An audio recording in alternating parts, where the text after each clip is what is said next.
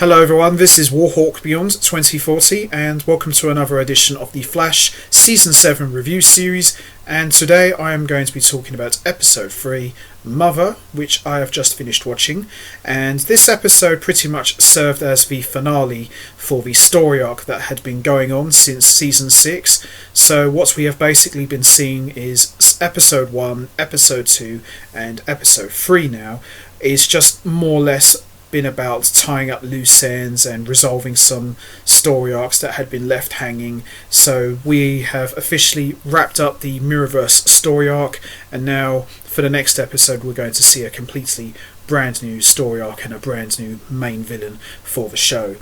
And aside from all of that, this episode was okay. It was pretty decent, although I did think the ending was, I wouldn't say terrible, it was okay for what it was, but I was expecting something a little bit more different, especially with everything that Eva McCulloch has put Iris and Barry and all of Team Flash through, and the way her story arc was resolved was not something I was really expecting, and there's kind of like a little twist at the end, which I'm going to talk about in a moment. But I suppose a change of dynamic is welcomed, but I don't know really. I just felt that it was a little bit flat for me, but you know, what is done, and I suppose it's a nice decent way to wrap up this story arc, because I do feel that this whole Mirrorverse thing has kind of dragged on a little bit now, and I'm ready for something brand new, because this story arc feels like it's been going on forever. But I suppose it's a nice conclusion. I was expecting something a little bit more epic, but it is what it is. So I'm going to give a quick recap of what's happened so far, and then we're going to go straight into talking about episode 3. So what we have seen so far is, as we all know already, Iris was trapped in the Mirrorverse along with Captain Singh and Camilla, and as we saw in the last episode, Barry developed the power of Speed Thought, which enabled him to be super smart and able to come up with ideas in a blink of an eye. But there was a side effect to it. He became very more cold and distant from everyone, very similar to how the Thinker was back in season 4, where he was just very, very smart, but he just didn't really care about anyone's opinions, and that was what happened with Barry Allen. So we now see Barry Allen is pretty much back to normal now. He's pulled Iris out of the Mirrorverse, although in a very horrific fashion, and Iris suffered some setbacks due to being in the Mirrorverse for so long. It's affected her mind. So this episode is more or less just picking up where we left off from the end of episode 2. So with that all said, let's get right into it. Let's talk about episode 3, Mother. So we see Cisco and the others wake up and they find Barry with Iris, who is in dire shape after being pulled out of the Mirrorverse against her will. But we now see that it is the real Barry and not the emotionless one that we saw before. So the team forgive him and just put it down to the fact that it wasn't him and he wasn't himself.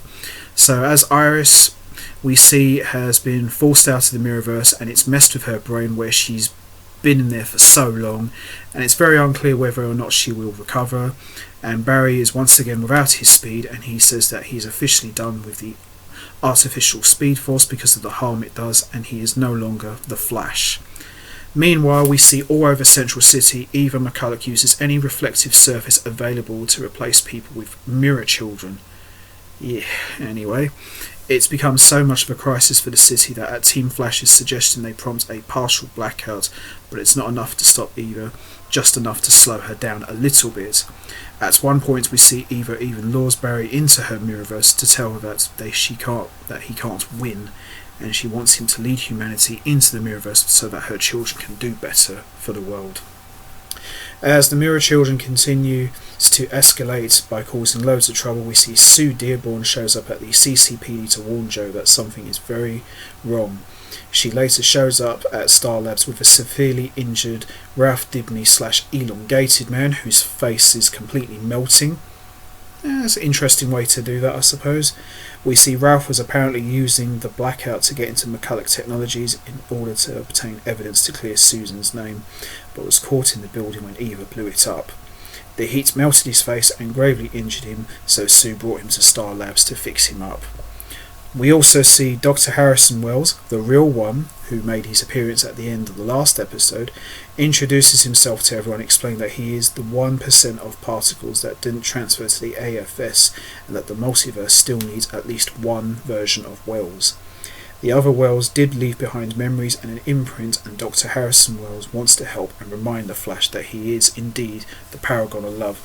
Now, this was actually a really nice scene with Tom Cavanagh and Grant Gustin, because, you know, ever since the Flash started, Barry Allen's always looked up to Harrison Wells, and, you know, Harrison Wells taught him how to run fast, even though that later turned out to be Eobard Thawne.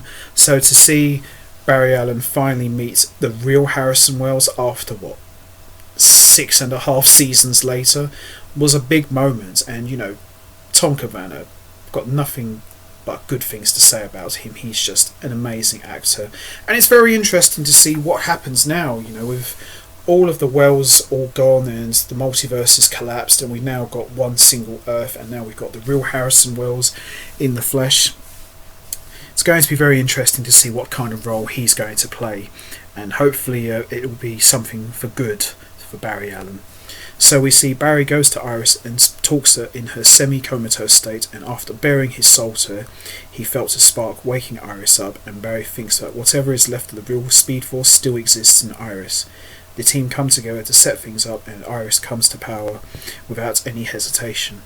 Thinking of his love for Iris, his family and his friends, Barry begins to run really fast, and the Speed Force begins to come back to life, and we see the Flash is now officially back and better than ever. The Flash confronts Eva McCulloch at the CCPD, and Eva declares herself the Mirror Monarch. It's catchy, I suppose. It's much better than the Mirror Mistress, I suppose. But Cisco, now in a modified suit that lets him become the Vibe once more, shows up with Frost to help him fight Eva. Eva then duplicates herself for the fight. Eva takes down the Flash, but Iris shows up to help. Eva tries to take out Iris with shards of mirror glass, but Iris can control too. Yeah, anyway.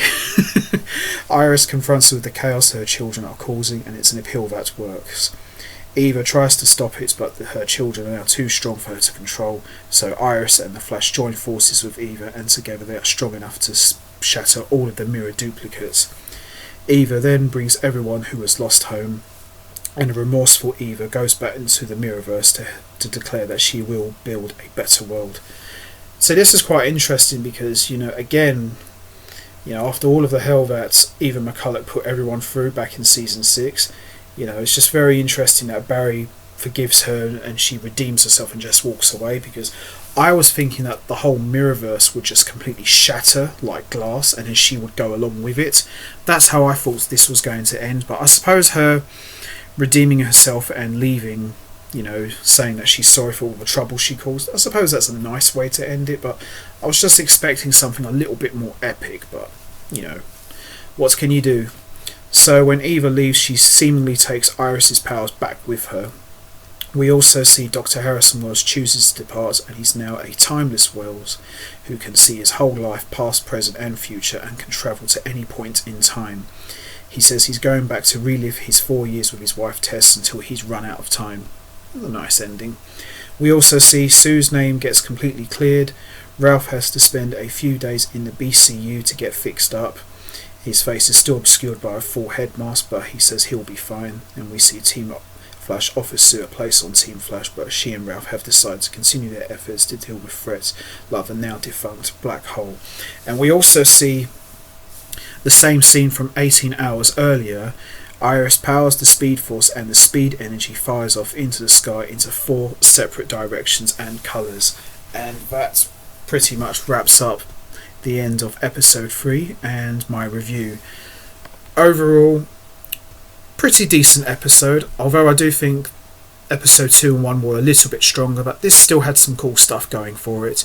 And what was Harrison Wells looking at when Barry was getting his speed back? Hopefully we'll probably learn about that in the next episode, or maybe the episode after. So Iris is officially back. The Mirrorverse is still a thing, but not much of a threat anymore. Barry's got his speed back, so all is right with the world in Team Flash, right? We'll see. But overall this was a pretty decent episode, and I'm just really glad that the season 6 story arc has finally wrapped up, because like I said at the beginning, I just thought it was starting to drag on a little bit. So I'm ready for a new story arc for the next episode, and I'm very curious to know who's going to be the main villain for season 7. So I'm going to wrap this up now. What did you think of episode 3? Did you enjoy it? What was your thoughts on Eva McCulloch walking away and redeeming herself? Would you have chosen a much better ending for that, or would you have gone with that one instead? And what was Harrison Wells looking at when Barry was getting his speed back? Do you think we'll learn about that in a future episode, or do you think it's just a false alarm? And what about Barry and Iris? Do you think all is right with those two now, or do you think there could be some repercussions in future episodes due to Iris being in the Mirrorverse for so long? And the 4 colours that we saw shoot up into the sky after Barry got his speed back, what do you think they could mean, and what kind of repercussions do you think we'll see from that in future episodes? You know what to do, guys. Hit the like button, hit the subscribe button, leave your thoughts and comments down below, and I will be back next time for another edition of the Flash Season 7 review series, where I'll be talking about episode 4, which I am very much looking forward to talking about for many reasons, mainly because we're going to be getting a brand new story arc, and we could possibly learn who is going to be the main villain for season 7. So that should be a lot of fun, so I'm really looking forward to that.